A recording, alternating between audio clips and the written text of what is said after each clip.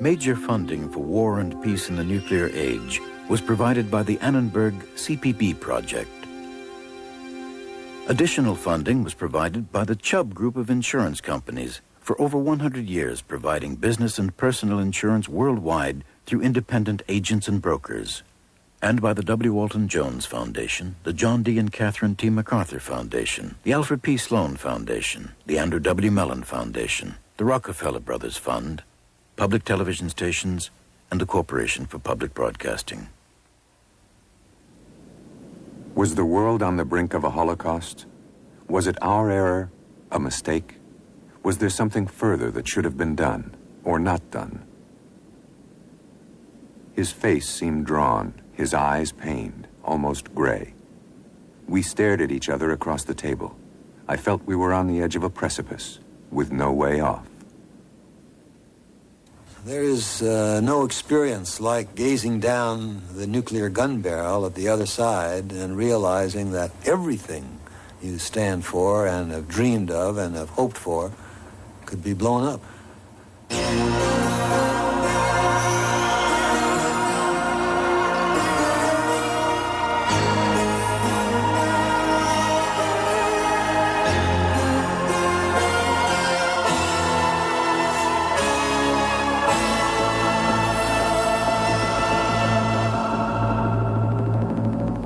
My fellow citizens, this government, as promised, has maintained the closest surveillance of the Soviet military buildup on the island of Cuba. Good evening, my fellow citizens. This government, as promised, has maintained the closest surveillance of the Soviet military buildup on the island of Cuba. This is John F. Kennedy as played by Soviet film star Andrei Mironov in a recent Russian play called Burden of Decision. They probably stooped to shooting you in the back.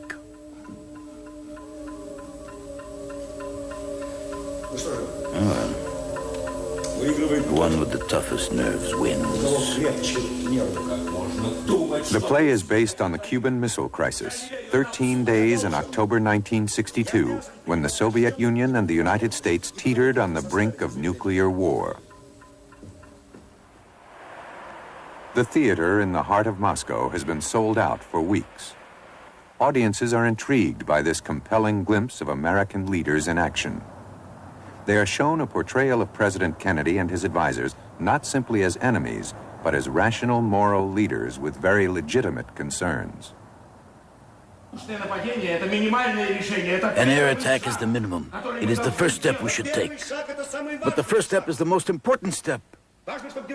We must not let this thing escalate to a fourth and fifth step, or there will be no one left to take a sixth step. Good God. How to escape these terrible threats. How to protect America. How to save our dignity. The Cuban Missile Crisis now makes compelling theater. But in 1962, the whole world was gripped by a very real fear of annihilation. Both East and West still struggle to understand how they came so close to a nuclear war over an issue neither side believed threatened its existence.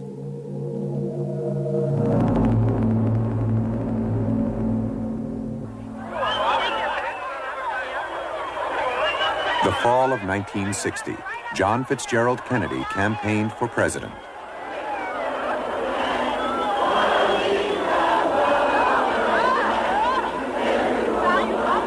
The seeds of the Cuban crisis were being sown.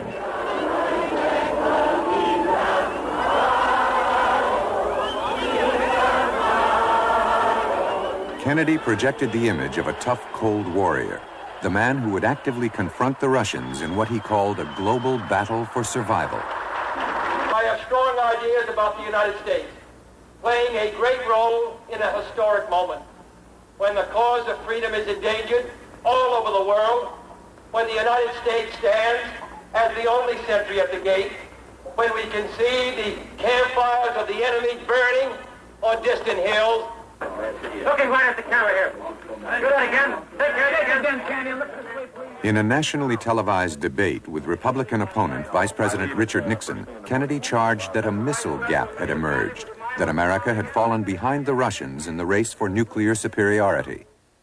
I believe the Soviet Union is first in outer space. We may have made more shots, the size of their rocket thrust, and all the rest. You yourself said to Khrushchev, you may be ahead of us in rocket thrust, but we're ahead of you in color television. I think that color television is not as important as rocket thrust.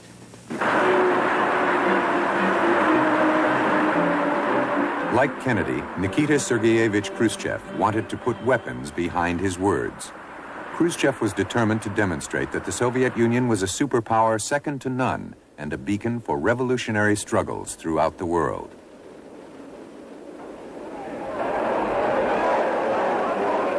To Americans, Khrushchev personified the image of the communist menace, brash, bumptious, threatening. We live on earth not by the grace of God and not by your grace, sir, but the... In a provocative speech at the United Nations, Khrushchev proclaimed his support for what he called wars of national liberation. Colonialism, down with colonialism, the sooner we bury it and the deeper the better. That same day, at a hotel in Harlem, Khrushchev cemented an alliance that deeply troubled the United States. He met with Fidel Castro, the leader of a successful revolution on the island of Cuba and a star prodigy of the socialist movement. Khrushchev promised Castro the Soviet Union would actively support this first communist foothold in the Western Hemisphere. I, John Fitzgerald Kennedy, do solemnly swear that you will faithfully execute the office of President of the United States. that I will faithfully execute the office. January 20th, 1961, Kennedy took office with a strong warning to Khrushchev and the Soviet Union. America would not tolerate the spread of communism, especially in America's backyard. Let all our neighbors know that we shall join with them to oppose aggression or subversion anywhere in the Americas. And let every other power know that this hemisphere intends to remain the master of its own house.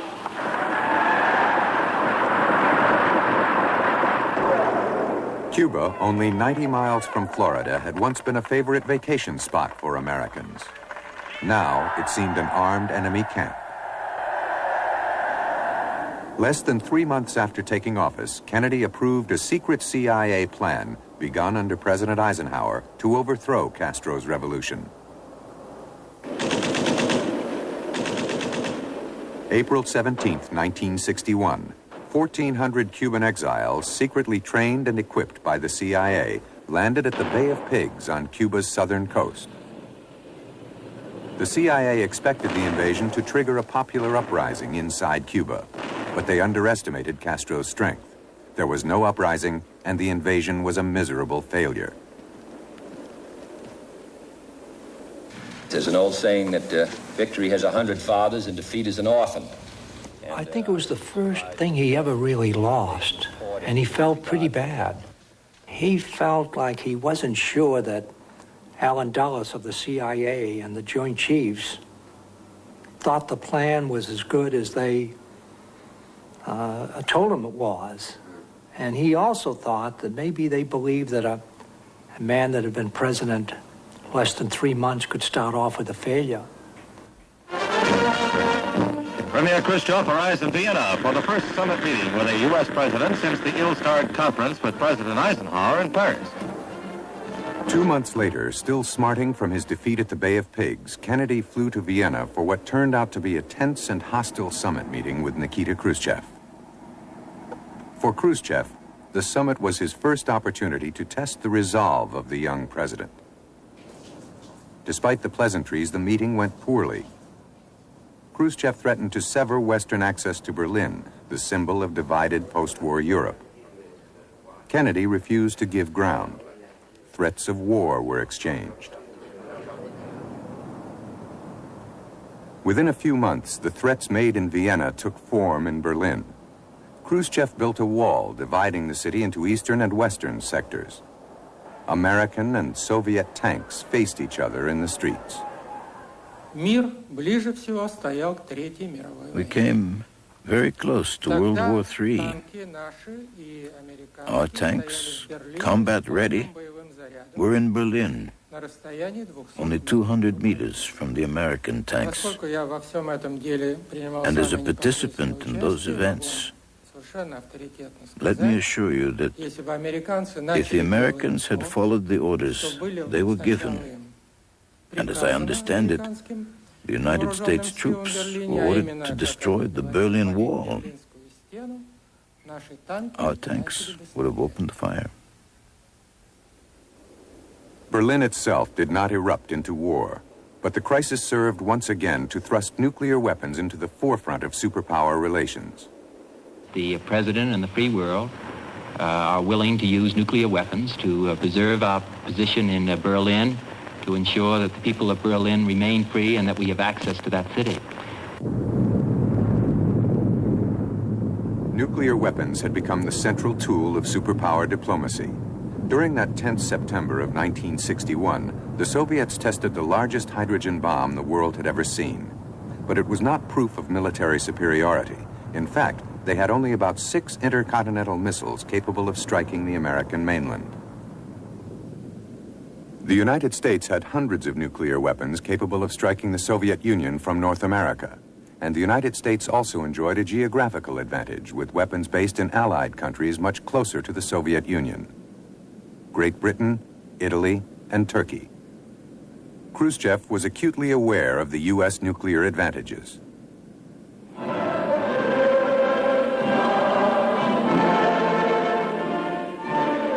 October 1961, and another turn of the screw at the Communist Party Congress in Moscow.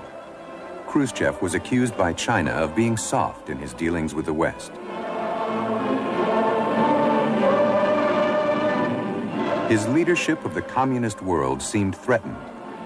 With his plans for Berlin frustrated, Khrushchev looked for a way to strengthen the Soviet position in the Cold War battleground. He found an answer in Cuba. Khrushchev explained in his tape-recorded memoirs. While I was on an official visit to Bulgaria, one thought kept hammering away at my brain. What will happen if we lose Cuba? We had to think of some way of confronting America with more than words. The logical answer was missiles. The United States had already surrounded the Soviet Union with its own bomber bases and missiles. We'd be doing nothing more than giving them a little of their own medicine.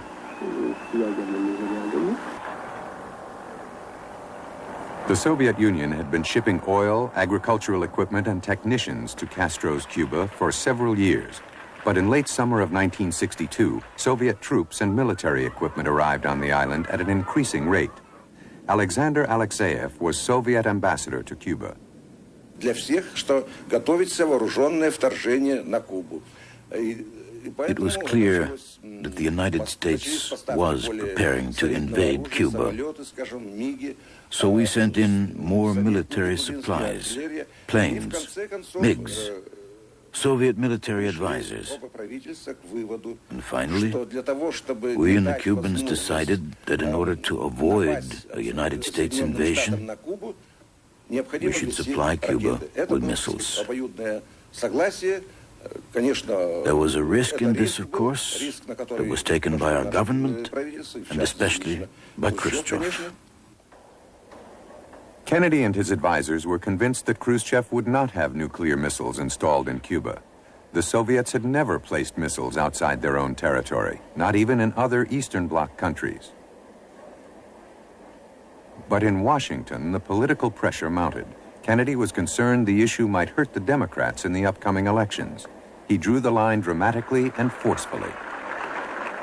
If at any time the communist buildup in Cuba were to endanger or interfere with our security in any way, or become an offensive military base of significant capacity for the Soviet Union, then this country will do whatever must be done to protect its own security and that of its allies. Kennedy's commitment to act would soon be tested.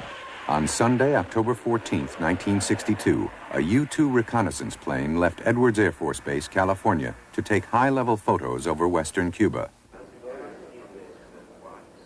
In a field near the village of San Cristobal, the photographs clearly showed 30-foot-long, medium-range Soviet nuclear missiles. Although the missiles were not yet ready to fire, CIA experts predicted they soon would be. The missiles could hit almost half the U.S. mainland, including New York and Washington. Early Tuesday morning, Kennedy was shown the photos by National Security Advisor McGeorge Bundy. I do recall that when I talked to the president in the morning, we got to that question, what do we do? And one or the other or both of us said, well, we'll probably have to take them out. That was our first reaction. Bundy was instructed by the president to assemble a select group of 13 cabinet members and top-level advisors to meet in secret session late that morning. The group became known as the Executive Committee of the National Security Council, the ExComm. One of the first questions addressed by the group was whether the missiles in Cuba endangered the massive American advantage in nuclear weapons. While the Joint Chiefs of Staff thought the missiles were a military threat, Defense Secretary Robert McNamara disagreed. The meetings were secretly tape recorded by Kennedy with a microphone under the table. What is the strategic impact on the position of the United States of MRBMs in Cuba? How greatly does this change the strategic balance? I got it. Chief said, in effect, they said substantial. My own personal view is not at all. The ExComm members knew that even without missiles in Cuba, the Soviets could already destroy major American cities with intercontinental missiles and missile-carrying submarines. They say it doesn't make a difference if you're blown up by an ICBM flying from the Soviet Union 1 miles away. Geography doesn't mean that much. Kennedy and McNamara felt that the missiles were as much a political problem as a military threat, an unacceptable provocation. At one point, Kennedy regretted having committed himself to act if the Soviets installed offensive weapons in Cuba. The transcript of the meeting continues. President Kennedy, last month I should have said that we don't care. What difference does it make? They've got enough to blow us up now anyway. After all, this is a political struggle as much as military. Defense Secretary McNamara added, I don't believe it's primarily a military problem. It's primarily a domestic political problem. I didn't believe that the introduction of the weapons shown here or shown on the other photographs would change the military balance between East and West. But I did believe then, and I do believe now, that it was a politically unacceptable move. We could not allow this hemisphere to become a base for offensive Soviet forces. It was the political consequences that were the most urgent thing. That is, if the Soviets could change or alter the balance by the rapid, secret deployment of nuclear weapons, this is just not acceptable to the nuclear age. The political consequences would have been enormous. The effects on Berlin, on Western Europe, on all of our allies. So it was the political consequences that I think concerned us most of all. The decision made to get the missiles out of Cuba, the ExComm then faced the question, what action can the U.S. take? The first option considered was an all-out invasion of Cuba. Remembering the Bay of Pigs disaster, Robert Kennedy agreed that limited military action would be a serious mistake. Then we're going to have to think Russian ships, and we're going to have to think Russian submarines. Now, whether it wouldn't be the argument, if you're going to get into it at all, whether we should just get into it and get it over with and say... Robert Kennedy then suggested the U.S. create a pretext for an invasion by staging an action against the U.S. base in Cuba at Guantanamo Bay, or by sinking a U.S. ship, as was done in 1898, when the U.S. entered the Spanish-American War. Whether there's some other way we can get involved in this through Guantanamo Bay or something, or whether there's some ship that, sink the main again or something. I think Bobby Kennedy, in my presence, kept reflecting the view that this was the watershed crisis of the Kennedy administration, a time of truth, chance to redeem himself from clearly what had been mistakes in the Bay of Pigs, but that it was essential that he do so in a way that would leave his brother to go down in history as a hero and a moral leader for the United States. As the meetings continued throughout the week, other members of the ExComm, including former U.S. Secretary of State Dean Acheson and CIA Director John McCone, argued strongly for a second option, a quick airstrike to take out the missiles before they became operational. Dean Acheson came into one of our meetings over in the State Department. He came out in favor of the airstrike by the U.S. Against the missiles in Cuba. He was then asked, what would the Soviets do in response? Oh, he said, I know the Soviets pretty well.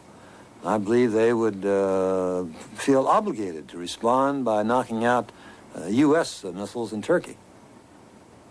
Well, someone said, what would we do in response to that? Oh, he said, under the NATO treaty, we'd be obligated to respond by attacking Soviet missiles inside the Soviet Union. Well, then what would they do, he was asked. Well, he said, by then we hope that cooler heads would prevail and we'd all sit down and talk. I can assure you it was not too cool in our meeting room at that time.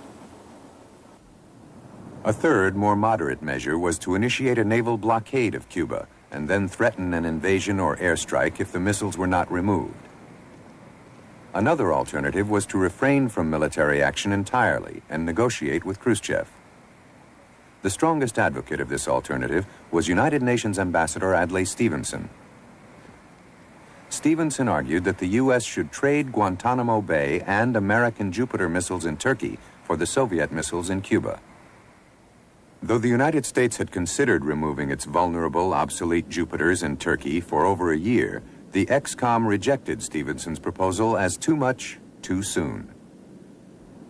On Thursday, October 18th, Soviet Foreign Minister Andrei Gromyko arrived at the White House for a previously scheduled meeting with President Kennedy. Он явно нервничал, хотя внешне He was clearly nervous, старался этого не показывать. though outwardly he tried not Он to делал betray it. противоречивые He made contradictory за statements. угрозами по адресу Кубы. Threats towards Cuba were followed by assertions that Washington didn't have any plans for an assault on Cuba. Вашингтон не имеет. And during that meeting with Mr. Gromyko, President Kennedy, who was sitting there with a desk full of photos of the missile sites in Cuba, gave Mr. Gromyko every opportunity, in effect, to confess to the presence of these missiles. But Mr. Gromyko simply played it with his usual poker face and insisted that there were only defensive weapons in Cuba. Кеннеди ни разу не поднял вопрос о наличии на Кубе советского ракетного оружия. Kennedy never raised the question of the presence of Soviet missiles in Cuba. I repeat, he never mentioned it. Следовательно, мне и не надо было давать прямой ответ. Thus, I didn't have to give a direct reply as to whether there were such weapons in Cuba or not. On Friday, day 4 of the crisis, low-level reconnaissance aircraft over Cuba brought back ominous new evidence. The photos revealed a site for a much longer-range Soviet missile, which could hit 98% of the U.S. mainland. Soviet technicians were working round the clock, pressing to get the missiles operational before they were discovered. There was no time now for quiet diplomacy. Kennedy felt he must publicly challenge the Soviets before their missiles were ready to fire. He chose a moderate measure. He ordered the Navy to impose a blockade, a line beyond which ships carrying arms would not be allowed.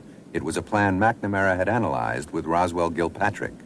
I took the part of the Soviet planner, McNamara took the part of the U.S. planner, and we sort of, we just war gamed each other there with on the back of the envelope at our lunch table.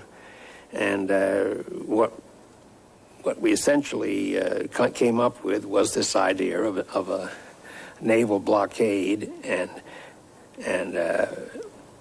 downplaying it so we weren't going to, unless we had to, seize or fire at Soviet vessels, but to show in as many ways as we could, including mobilizing forces, moving forces around overtly, that we were very serious about this installation of medium-range missiles in Cuba. Monday, October 22nd, day 7. In an atmosphere of extreme tension, Kennedy broke the news to the American people and announced his chosen course of action. Good evening, my fellow citizens. This government, as promised, has maintained the closest surveillance of the Soviet military buildup on the island of Cuba. Within the past week, unmistakable evidence has established the fact that a series of offensive missile sites is now in preparation on that imprisoned island.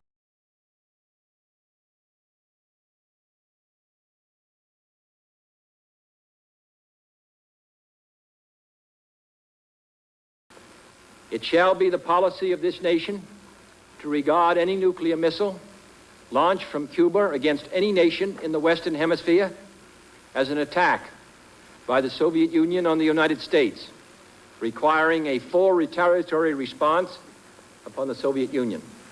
Well, I'd gotten home about 2 o'clock that evening because of a lot of things to do during the evening following Kennedy's speech. And I got 3 or 4 hours sleep, and I remember waking up the next morning and saying to myself, well, I'm still here. This is very interesting. Because that meant that Mr. Khrushchev's immediate response had not been to launch nuclear missiles. Americans had missiles in Turkey, Italy, in other places in Europe. And at the same time, we thought it was double standard. We thought it was double standard. One of the curious things that persists up till now, I think. They have the right to deploy their missiles at our door, but they reacted very wildly against our missiles in the same position. In Moscow, the first reaction to Kennedy's speech was silence. It had not been reported to the Soviet people. But Khrushchev was surprised at the tough American stance. Khrushchev did not expect such a reaction from the Americans. I think, from knowing him personally, that Khrushchev did not take into account the consequences of his actions. What would the American response be? What would be our response to that? What would happen then? That's why John Kennedy's reaction was, for Khrushchev, unexpected. In Cuba itself, 100,000 men were put under emergency orders as they had been during past invasion scares. The waterfront in Havana and along other parts of the coast bristled with gun emplacements as the Cuban regime waited to see what their bosses in the Kremlin were to do. Castro has put every able-bodied man through military training. He went on to call President Kennedy a pirate for setting up the quarantine. The U.S. military was placed on the second highest alert, DEFCON 2. The Strategic Air Command put 57 nuclear-armed bombers in the air on round-the-clock missions. And on the Atlantic, 25 Soviet ships were on their way to Cuba. At the Pentagon's War Room, the United States Navy prepared to carry out the blockade. The forces under my command, that is to say under the command of the President, are ordered to interdict, subject to certain instructions contained in the proclamation, the delivery of offensive weapons and associated material to Cuba. Those are the instructions we've been given. Those are the instructions we will carry out. Across the United States, supermarket shelves were raided by anxious families, and some Americans living in large cities left their homes. Moscow ordered its submarines to protect the Soviet ships now steaming toward the blockade line, 500 miles from Cuba. And in the Kremlin, Chairman Khrushchev invited U.S. businessman William Knox to his office. Chairman Khrushchev then went on to state, as the Soviet vessels were not armed, the U.S. could undoubtedly stop one or two or more. But then he, Chairman Khrushchev, would give instructions to the Russian submarines to sink the American vessels. On the blockade line, the U.S. Navy prepared to meet the Soviet ships and submarines. With nerves on edge in Washington and Moscow, even a minor skirmish at sea could have triggered explosive and unintended consequences. The President met with the Chief of Naval Operations, Admiral George Waldo Anderson. Finally, the President sent for the Joint Chiefs, told us the decision he'd made. He said, this is up to the Navy. And I said, Mr. President, the Navy will not let you down. The Navy's standard procedure for locating and tracking enemy submarines was to drop small explosives near the subs, listen for their sonar echoes, and then follow them until they surfaced. 6 Soviet submarines were located and brought to the surface in this dangerous game of cat and mouse. Concerned that the military's standard operating procedure could by itself provoke a clash, Defense Secretary McNamara visited Admiral Anderson. It was late in the afternoon. McNamara and Gilpatrick came down from their offices and Office Secretary of Defense down to the Navy Department. You might call it the War Room. And he started going into the situation in great detail. He started asking questions. And I asked George Anderson, Admiral Anderson, the Chief of Naval Operations, what he proposed to do when that ship reached this imaginary line, the quarantine line. He said, well, we propose to stop it. Well, I said, that's clear, George, but how are you going to do it? Well, he said, we'll use our customary methods. I said, what are those? Well, he said, we'll hail it. I said, what language will you hail it in? Well, he said, how the hell do I know? He said, I guess we'll hail it in English. He said, well, I suppose you hail it in English and they don't speak English. What are they going to do? He said, well, we'll fire a warning shot across their bow. I said, what if they don't stop then? He said, we'll fire a shot through their rudder. He said, what kind of a vessel is that? He said, it's a tanker. He said, what will happen if you fire a shot through the rudder? Well, he said, it might catch on fire, might miss a little bit, might catch on fire. Well, I said, let me tell you something, George. We're not trying to start a war. We're trying to convey a message, a political message. There'll be no shot fired by anybody. Do you understand that? Is that clear to you? He said, yes, sir. Walked out of the room.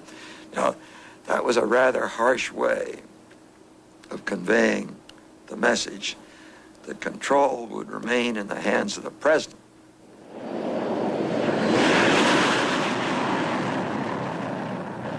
On the Atlantic, U.S. fighters and reconnaissance planes tracked Soviet ships approaching the blockade line. Anxious to ensure that war would not break out through accident or overzealousness, President Kennedy, a former PT boat commander, took personal command of the blockade operation. As push came to shove, President Kennedy had taken over the line to the lead ship, our ships, down at the blockade. And he was on the phone, and they were waiting to see what questions he asked and what answers he got. All eyes on him with the one telephone, holding it to his ear and asking the question and getting it described to him by phone by the commander down there. It was as quiet a moment in the Oval Office as anyone has ever seen. At 10:25 a.m. on October 24th, 12 of the Soviet ships suddenly stopped, dead in the water. There was a certain note of excitement when he reported, they've stopped. The ships have stopped. Well, they're not turning around yet, but they're dead in the water. The captain reports they're dead in the water. And of course, I can remember that everybody breathed a rather large sigh of relief. I think 1 or 2 ships did stop, although a lot of ships had already passed through. But there was great danger. It was actually a military action, almost a declared war. We weren't taking any chances. We didn't want to deepen this crisis. We were looking for some compromise. A number of our ships had been ordered back. They changed their routes, but everything was already in Cuba. The missiles were in Cuba, so it was not such a big problem for us. The ships had stopped. Since one of them, the Poltava, apparently was carrying nuclear warheads, the Americans were not sure that the missiles in Cuba were armed. In fact, there were 20 nuclear warheads already on the island. The crisis was far from over. The next morning at the United Nations, United States Ambassador Adlai Stevenson displayed the U-2 photographs to the world for the first time. Stevenson confronted Soviet Ambassador Zorin with the evidence. Do you, Ambassador Zorin, deny that the USSR has placed and is placing medium and intermediate range missiles and sights in Cuba? Yes or no? Don't wait for the translation, yes or no?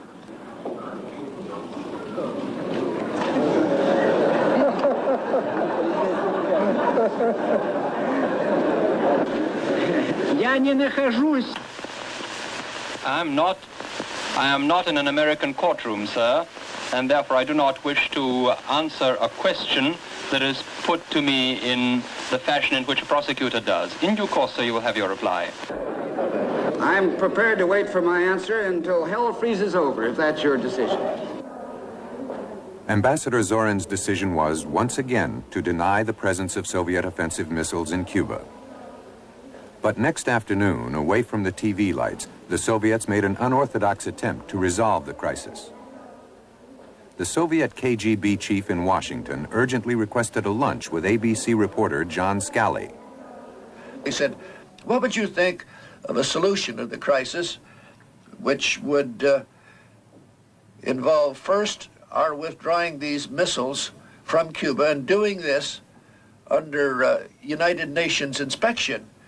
Do you think that your government would be interested? I said, I was just a reporter and I didn't know, but it sounded to me, I said, like it was something that could be discussed. He then went on to say that could I check urgently with my high friends in the administration? While the Soviets were exploring a compromise through unofficial channels, Khrushchev sent Kennedy a teletyped message. Mr. President, we and you ought not to pull on the ends of the rope in which you have tied the knot of war, because the more the two of us pull, the tighter that knot will be tied. And a moment may come when that knot will be tied so tight that even he who tied it will not have the strength to untie it. It was a yards-long teletype, a phenomenal teletype. It was a teletype written by a man under tremendous emotion, as in a sense this paragraph implies.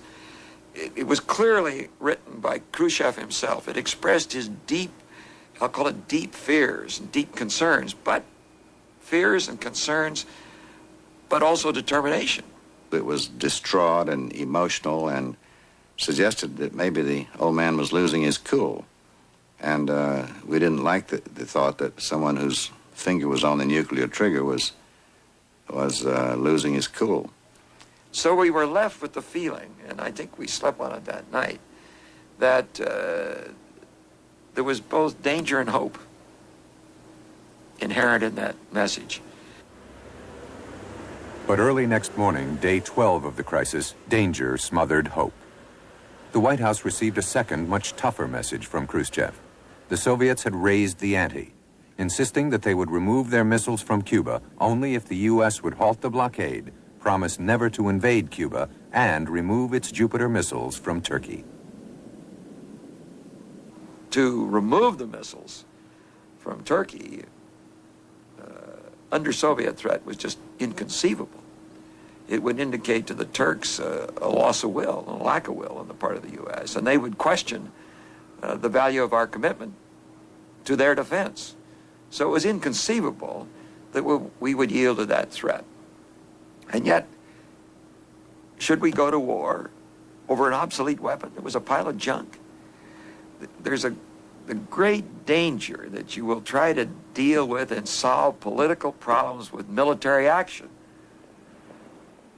With demonstrators clamoring for a resolution to the crisis, the Soviet position apparently stiffening, and the missiles still in Cuba despite the blockade, the United States prepared for military actions.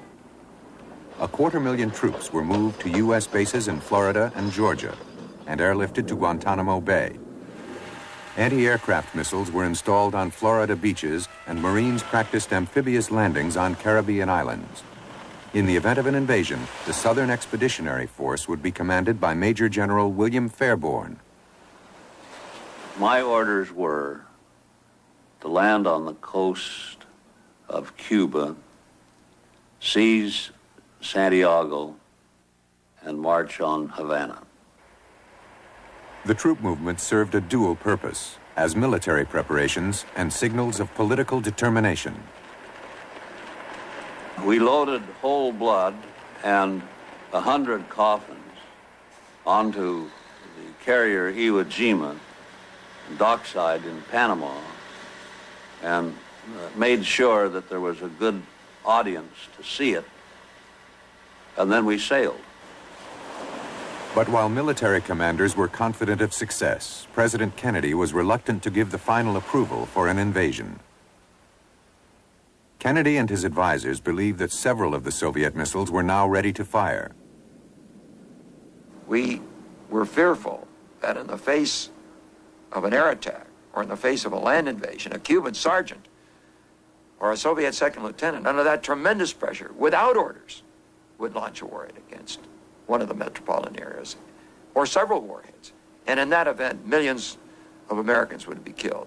And no responsible U.S. president and no responsible U.S. Secretary of Defense would put his nation at risk under those circumstances, if he could possibly avoid it. But that afternoon, the crisis moved one step closer to a military confrontation. An American U-2 spy plane was shot down over Cuba by a Soviet surface-to-air missile. The pilot, Air Force Major Rudolph Anderson, was killed. Events were beginning to create their own pressure. And once one side moves to that kind of action, as they seem to have done by shooting down the U-2 with Major Anderson in it,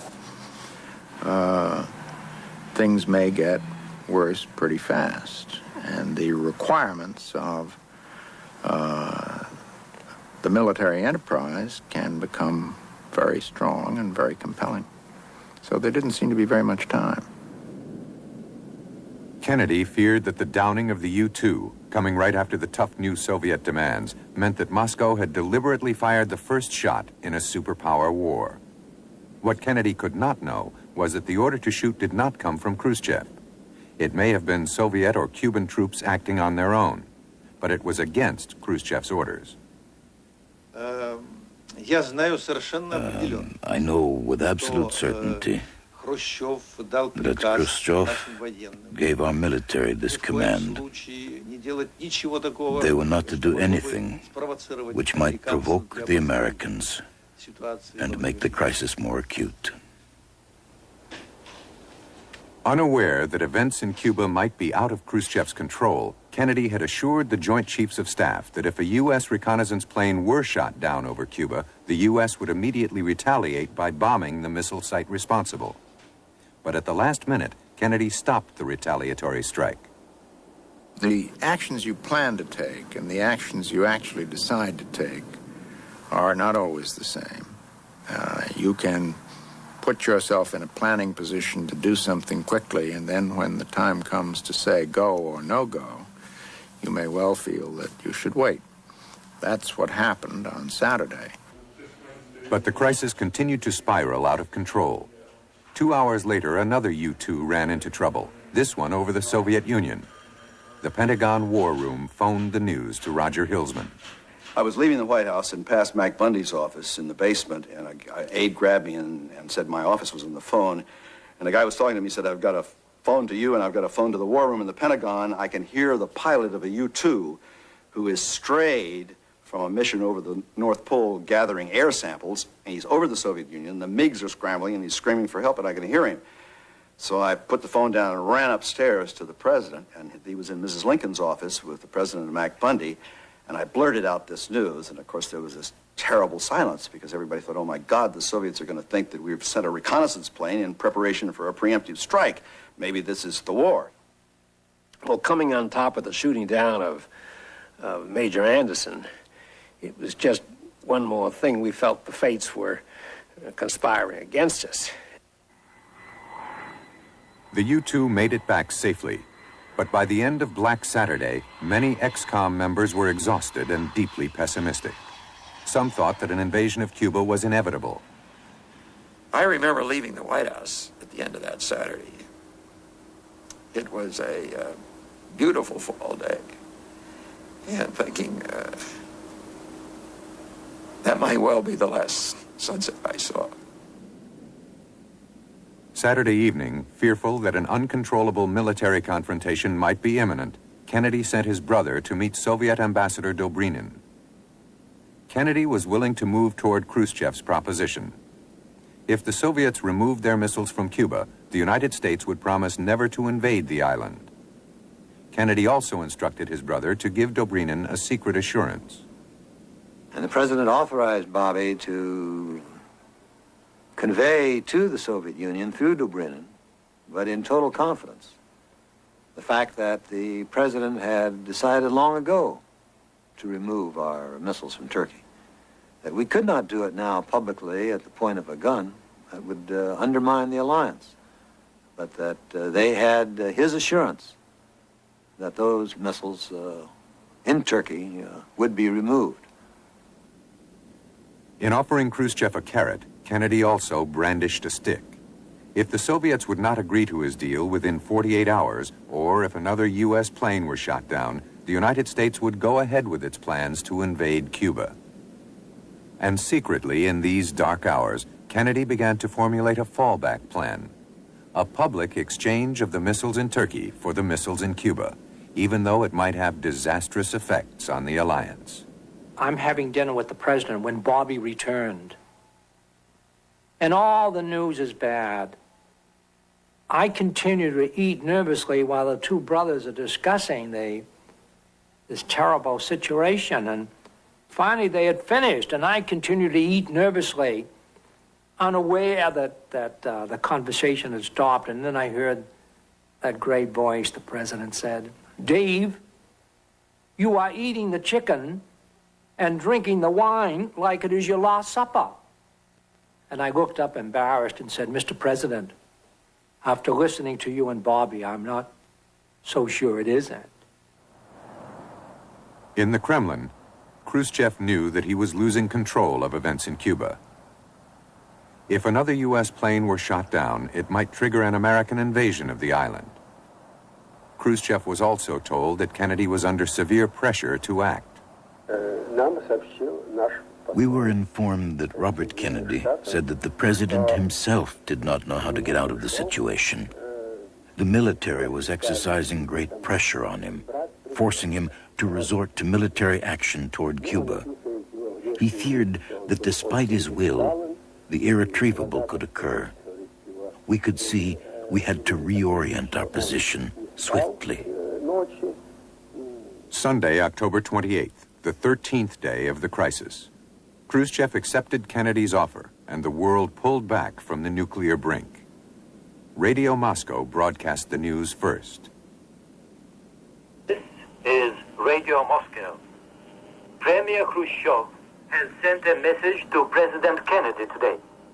The Soviet government has ordered the dismantling of weapons in Cuba, as well as their crating and return to the Soviet Union. After nearly 2 weeks of almost unbearable tension and fear, Khrushchev's decision brought the crisis to an end. And now I'm rushing over to meet the president because we were going to Mass.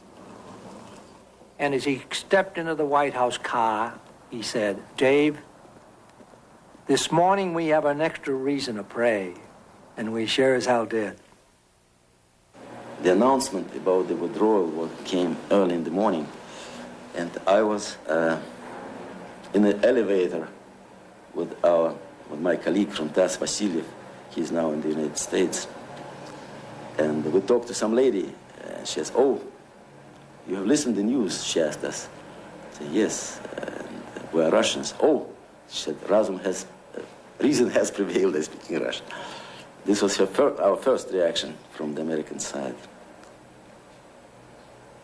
I think it was true. The retreat to Moscow. Russian ships steam out from Cuban ports with their decks loaded with missiles the Soviets are withdrawing under pressure from the New World. Soon the missiles were on their way back to Moscow. And within 6 months, as promised, the U.S. Jupiter missiles were removed from Turkey. The severity of the crisis prompted the superpowers to take other steps toward lessening tensions as well. A telex hotline was installed between Washington and Moscow. And in 1963, the United States, the Soviet Union, and Great Britain signed a landmark treaty banning nuclear explosions in the atmosphere, the first such agreement in the nuclear age.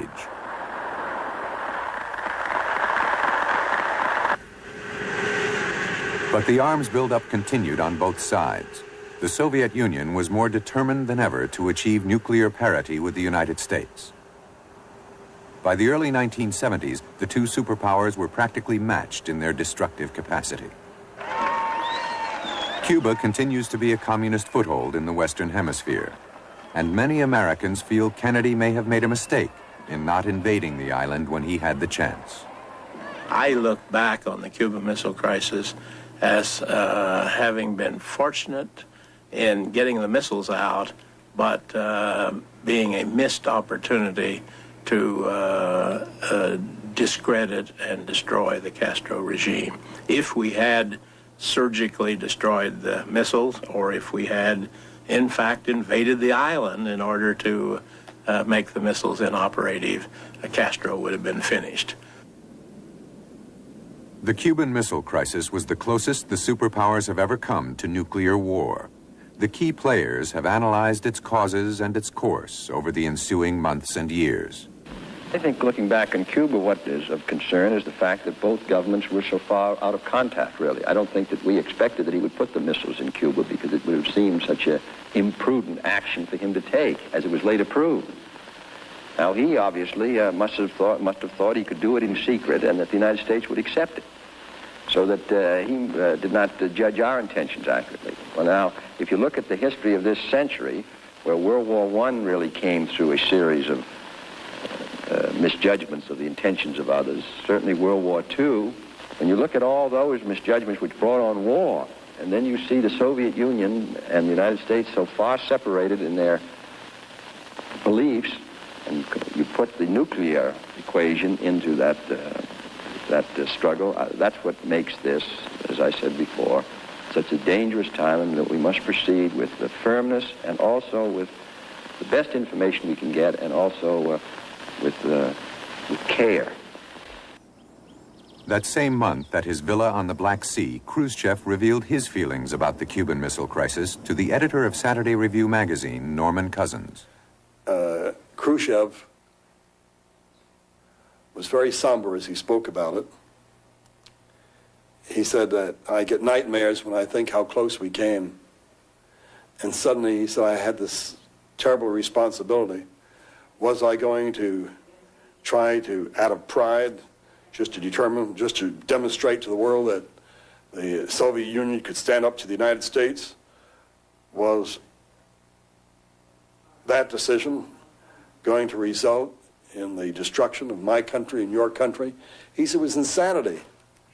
Well, there are lots of lessons in the Cuban Missile Crisis, but if I had to pick out...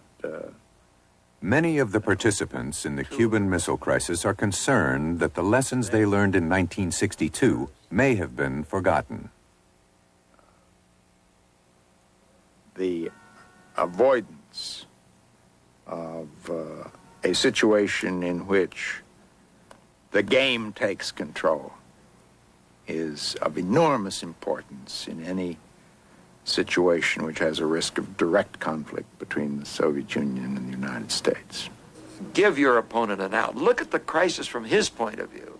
I don't mean to say be weak, that's not my point at all. But my point is, look at the crisis from his point of view. Look at the options that you are considering from his point of view. Try to pick an option that achieves your purpose at minimal cost to him, political, military, otherwise to him, that avoids pushing him into an emotional frame of mind in which he is likely to lash out irrationally with great cost to him and you. If the United States lacks security, it will be dangerous both for us and for the United States. The same thing is true if you put things vice versa. The diminished security of the Soviet Union would be equally dangerous to the United States. It's a funny thing, which is a new thing for our age. I think the primary lesson that we learned from the Cuban Missile Crisis, and I hope it's learned on both sides, is that we must try our best to prevent such crises from arriving on the scene because they're just too utterly dangerous. You see, we and the Russians should not play games of chicken with each other to see how far one might go in a particular adventure without crossing that lethal line into nuclear war. I think it's important that we and the Soviets recognize that somehow, whatever we think of them and they think of us, we've got to find some way to inhabit this speck of dust in the universe at the same time. Bobby, thank God you were by my side during this very difficult time. You know, Jack, we've had a rise of nuclear fever these last 13 days. Today might be Black Saturday, but tomorrow all Americans and all Russians can celebrate a golden Sunday.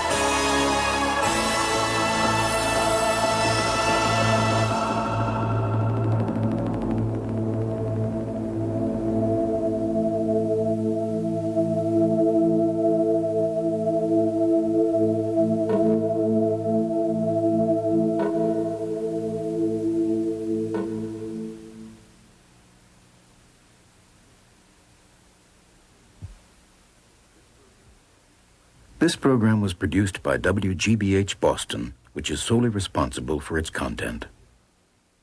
Major funding for war and peace in the nuclear age was provided by the Annenberg CPB Project. Additional funding was provided by the Chubb Group of insurance companies for over 100 years, providing business and personal insurance worldwide through independent agents and brokers, and by the W. Walton Jones Foundation, the John D. and Catherine T. MacArthur Foundation, the Alfred P. Sloan Foundation, the Andrew W. Mellon Foundation, the Rockefeller Brothers Fund, public television stations, and the Corporation for Public Broadcasting. War and Peace in the Nuclear Age is a college course with textbooks published by Alfred A. Knopp. For information about the television course and related video cassettes, books, and off-air taping rights, call the Annenberg CPB Project at 1-800-LEARNER.